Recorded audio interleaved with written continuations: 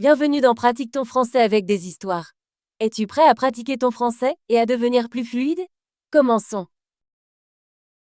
Il était une fois un père qui avait 2 fils. L'aîné était intelligent et sensé, et il savait bien faire tout ce qu'il entreprenait.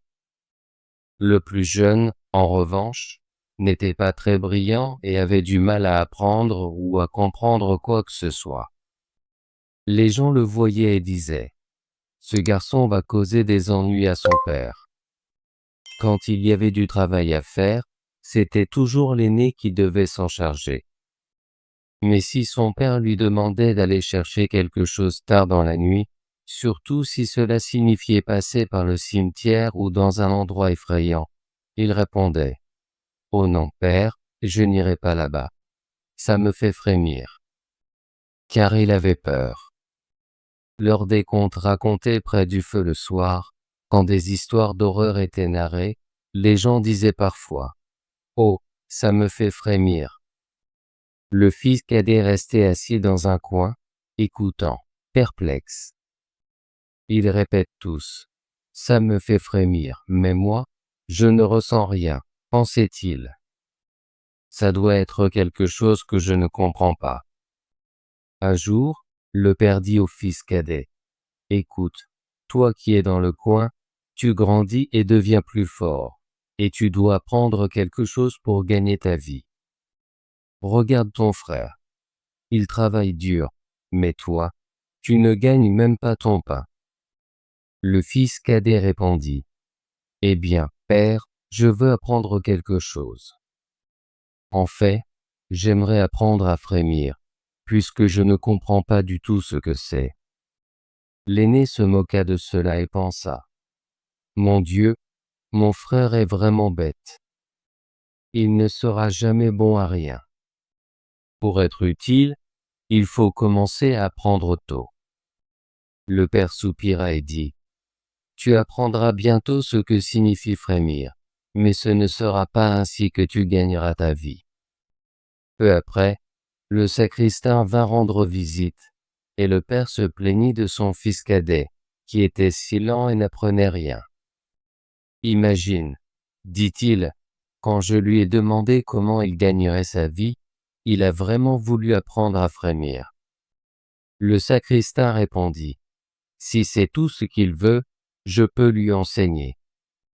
Envoie-le me voir, et je l'aiderai rapidement. Le père était satisfait et pensa: cela va lui donner une leçon. Ainsi, le sacristain emmena le fils cadet chez lui, et le garçon dut sonner la cloche de l'église. Quelques jours plus tard, le sacristain le réveilla à minuit, et lui dit d'aller au clocher et de sonner la cloche. Tu apprendras bientôt ce que c'est que de frémir, pensa le sacristain, et il s'avança secrètement devant lui. Quand le garçon atteignit le sommet de la tour et se retourna pour attraper la corde de la cloche, il vit une silhouette blanche debout sur les escaliers près de l'ouverture. « Qui est là ?» cria-t-il, mais la silhouette ne répondit pas et ne bougea pas. « Réponds-moi, où va-t-on ? Tu n'as rien à faire ici la nuit. » appela-t-il. Le sacristain resta immobile pour que le garçon pense qu'il était un fantôme. Le garçon appela une deuxième fois. « Que veux-tu ici ? Parle si tu es d'une bonne personne, sinon je te jette par les escaliers. » Le sacristain pensa: il ne peut pas être aussi mauvais qu'il en a l'air. Alors il resta silencieux et se tint comme une statue. Quand le garçon appela une troisième fois sans obtenir de réponse, il fonça sur la silhouette et la poussa dans les escaliers, la faisant tomber 10 marches et se retrouver dans un coin. Ensuite, il sonna la cloche, rentra chez lui, et sans dire un mot, il alla se coucher et s'endormit. La femme du sacristain attendit longtemps le retour de son mari, mais il ne revint pas. Enfin, elle s'inquiéta et réveilla le garçon, lui demandant: « Sais-tu où est mon mari ? Il est monté dans la tour avant toi. » « Non, je ne sais pas, » répondit le garçon. Mais quelqu'un se tenait près de l'ouverture, et comme il ne voulait pas répondre ni partir, j'ai pensé qu'il avait de mauvaises intentions, et je l'ai jeté dans les escaliers. Va voir si c'était lui. J'espère que ce n'était pas le cas. La femme s'enfuit, et trouva son mari gémissant dans le coin avec une jambe cassée. Elle le porta en bas, et se précipita ensuite chez le père du garçon, en criant « Votre fils a causé un grand désastre. Il a jeté mon mari dans les escaliers, et lui a cassé la jambe. Sortez ce bon à rien de notre maison. » Le père fut choqué, et se hâta de gronder le garçon. « Quelles vilaines manigances sont celles-ci » cria-t-il. « Le diable a dû te mettre ces idées en tête. »« Père, » répondit le garçon, « écoute-moi s'il te plaît. Je suis innocent. » Il se tenait là la nuit, comme s'il voulait faire quelque chose de mal. Je ne savais pas qui c'était, et je lui ai demandé 3 fois de parler ou de s'en aller. « Ah, dit le père, je n'ai que des ennuis avec toi. Éloigne-toi de ma vue. Je ne veux plus te revoir. »« Oui, père, je partirai avec plaisir, mais attends jusqu'au matin. Ensuite, j'irai apprendre à frémir, et au moins, je comprendrai une compétence qui pourra m'aider, dit le garçon. Apprends ce que tu veux, répondit le père, cela m'est égal. Voici 50 allées pour toi. Prends cet argent et pars dans le monde, mais ne dis à personne d'où tu viens ni qui est ton père, car j'ai honte de toi. Oui, père, je ferai comme tu le souhaites. Si c'est ce que tu veux, je m'en souviendrai. Quand le matin arriva, le garçon mit ses 50 allées dans sa poche et partit sur le chemin, ne cessant de se répéter. Si seulement je pouvais frémir.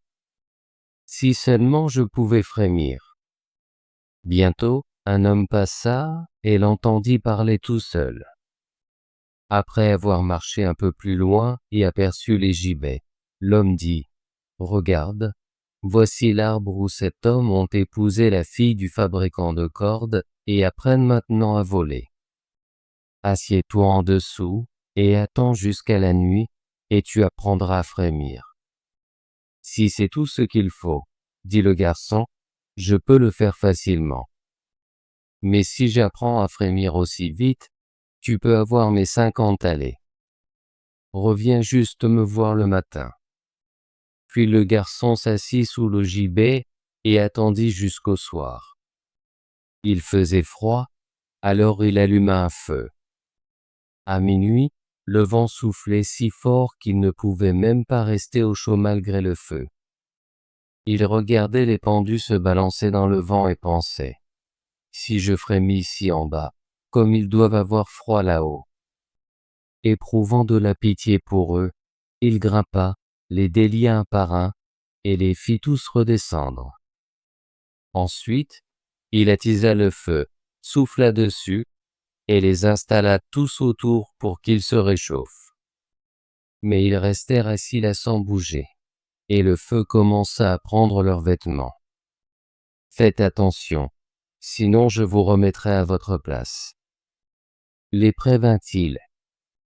Mais les morts ne l'entendirent pas. Ils laissèrent simplement leurs vêtements brûler. Il se mit en colère et dit « Si vous ne faites pas attention, je ne peux pas vous aider. Je ne vais pas brûler avec vous. » Alors il les remit tous en place, un par un. Après cela, il se rasseyait près de son feu et s'endormit. Le lendemain matin, l'homme revint et voulut ses 50 allées. « Eh bien, sais-tu comment frémir ?» demanda-t-il. « Non, » répondit le garçon. « Comment pourrais-je » Ces gars-là n'ont pas dit un mot, et étaient si bêtes qu'ils ont laissé brûler leurs vêtements. L'homme vit qu'il n'obtiendrait pas les 50 allées ce jour-là, et s'en alla, disant « Je n'ai jamais rencontré un garçon comme toi. » Le garçon poursuivit son chemin, murmurant à nouveau pour lui-même « Ah, Si seulement je pouvais frémir. Ah, si seulement je pouvais frémir. Un conducteur de chariot qui marchait derrière lui entendit cela et demanda. Qui es-tu? Je ne sais pas, répondit le garçon. Le conducteur demanda. D'où viens-tu?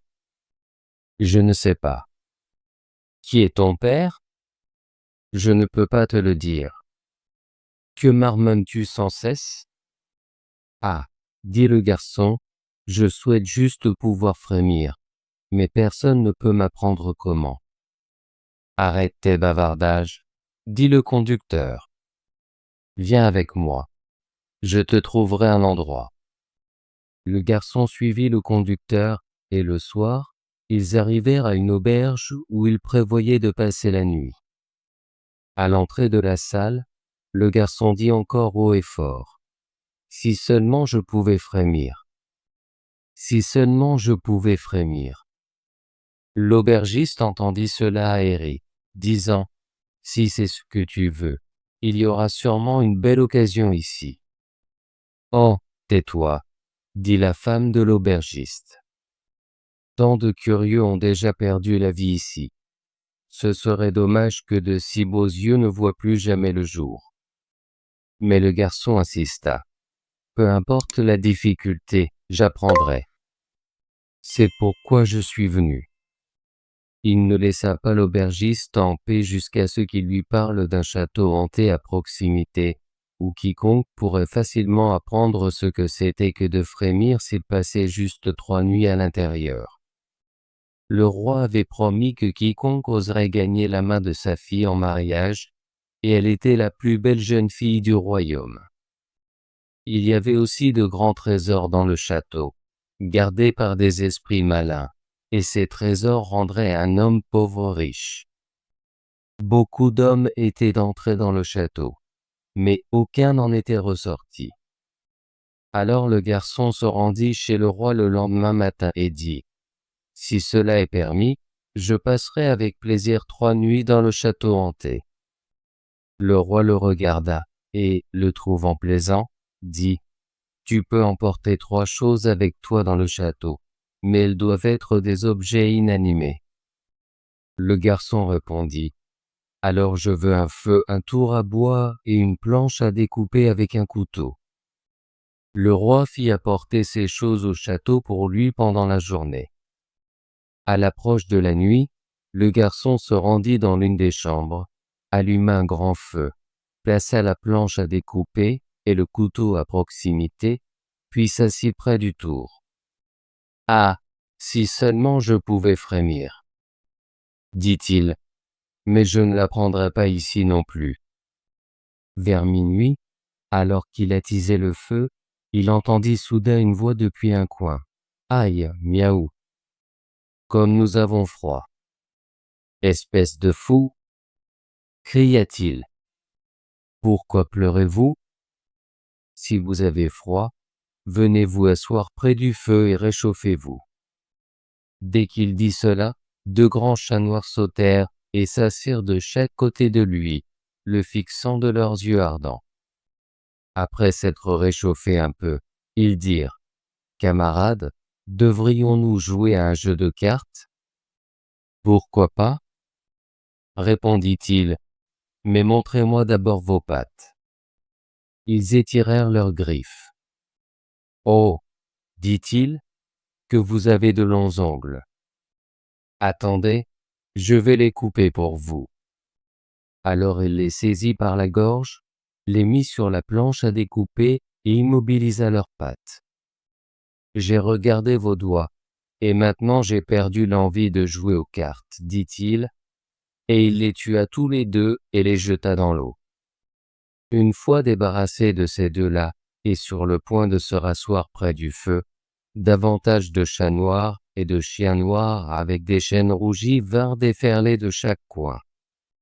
Ils continuaient à arriver jusqu'à ce qu'ils ne puissent presque plus bouger, faisant des bruits horribles, et ils sautèrent sur son feu, essayant de l'éteindre.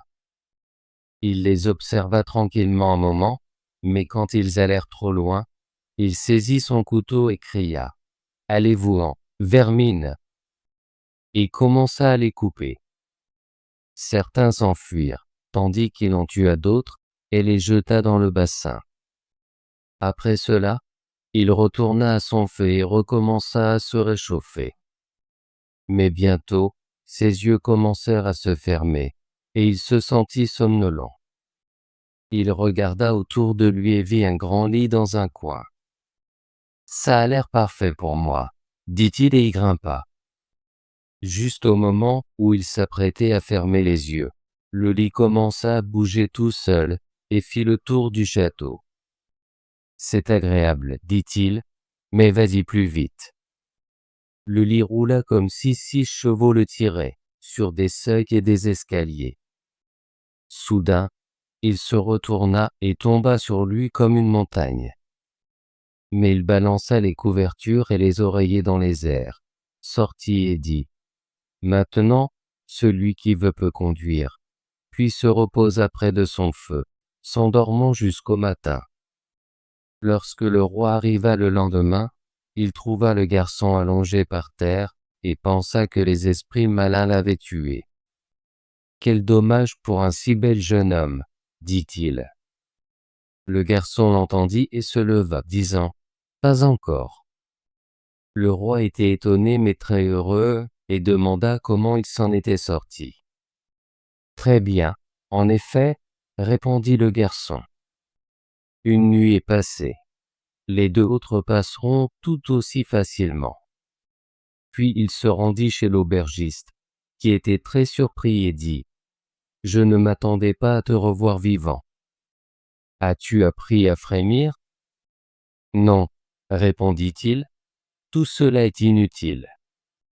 Si quelqu'un pouvait juste me le dire. Lors de la 2e nuit, il retourna dans le vieux château, s'assit près du feu et recommença son lamentement habituel.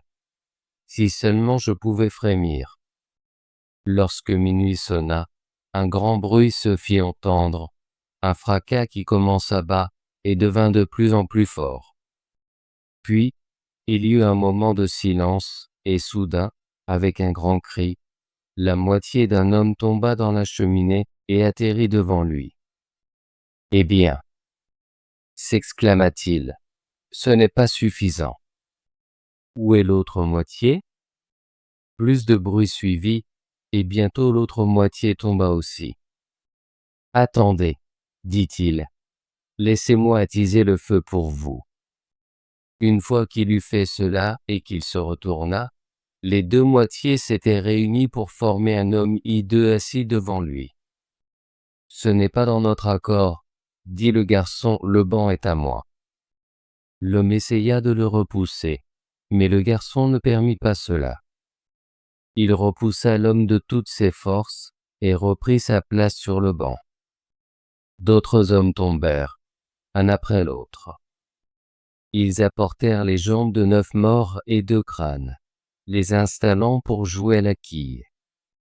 Le garçon voulut se joindre à eux et demanda : « Et, puis-je jouer avec vous ? » « Oui, si tu as de l'argent. »« J'en ai plein, dit-il, mais vos boules ne sont pas tout à fait rondes. » Alors, il prit les crânes, les mit sur le tour à bois et les tourna jusqu'à ce qu'ils soient ronds. « Voilà, maintenant ils rouleront mieux, dit-il. « Hurrah ! Maintenant, nous pouvons nous amuser. » Ils jouèrent ensemble, et il perdit de l'argent. Mais alors que l'horloge sonnait minuit, tout disparut de son champ de vision. Il s'allongea et s'endormit tranquillement. Le lendemain matin, le roi revint encore une fois pour vérifier. « Comment cela s'est-il passé cette fois ? » demanda-t-il. « J'ai joué à la quille, répondit-il, et j'ai perdu quelques pièces. »« N'as-tu pas frémi ? » ?»« Quoi ? » répondit-il. « Je me suis bien amusé. Si seulement je savais ce que c'était que de frémir. » Lors de la 3e nuit, il se rasseyait encore sur son banc et dit tristement : « Si seulement je pouvais frémir. » Alors qu'il faisait tard, 6 hommes grands entrèrent en portant un cercueil. Ah! Ah! Cela doit être mon petit cousin, qui est mort il y a quelques jours, dit-il en agitant le doigt. Viens ici, petit cousin.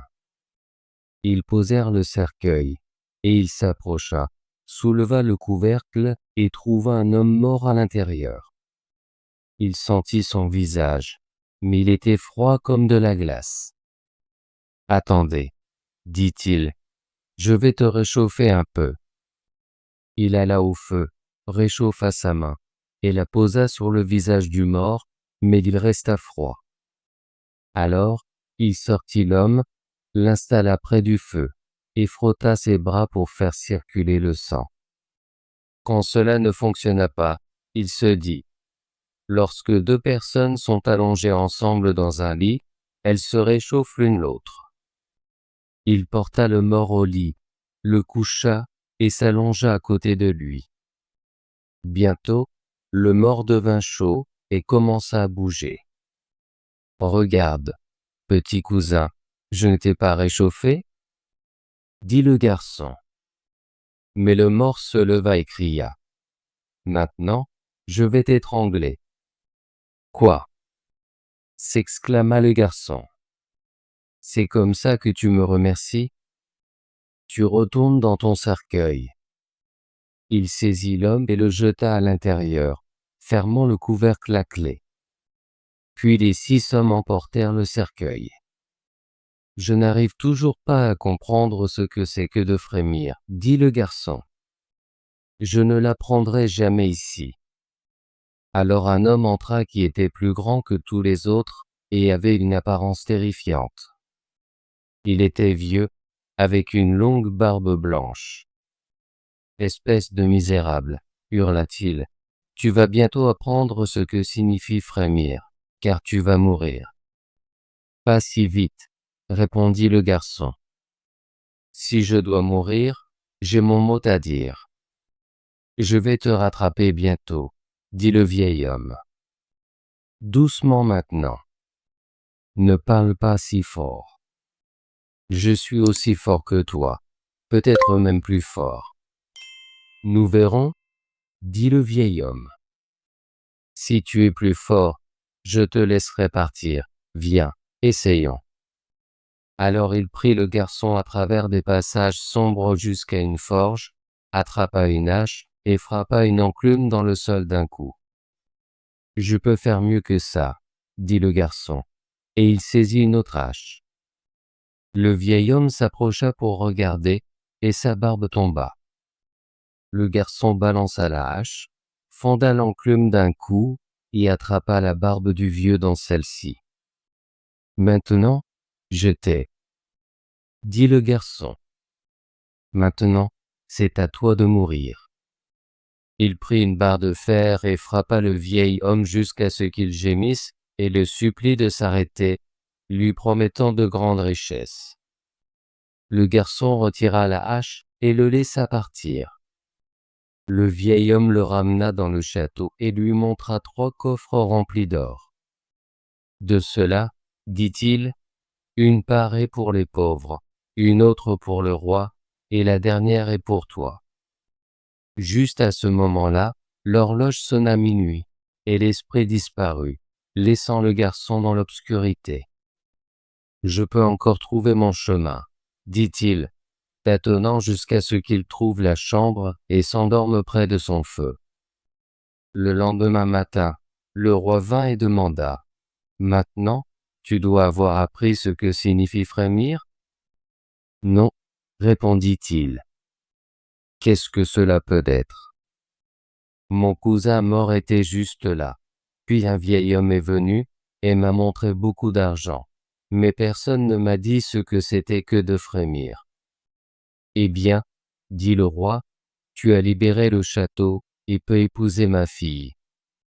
C'est super, dit le garçon, mais je ne sais toujours pas ce que cela signifie de frémir. L'or fut apporté, et le mariage fut célébré. Mais peu importe combien le jeune roi aimait sa femme, et combien il était heureux, il disait toujours Si seulement je pouvais frémir, si seulement je pouvais frémir. Cela finit par l'irriter. Sa servante dit, « Je vais trouver un moyen de l'aider.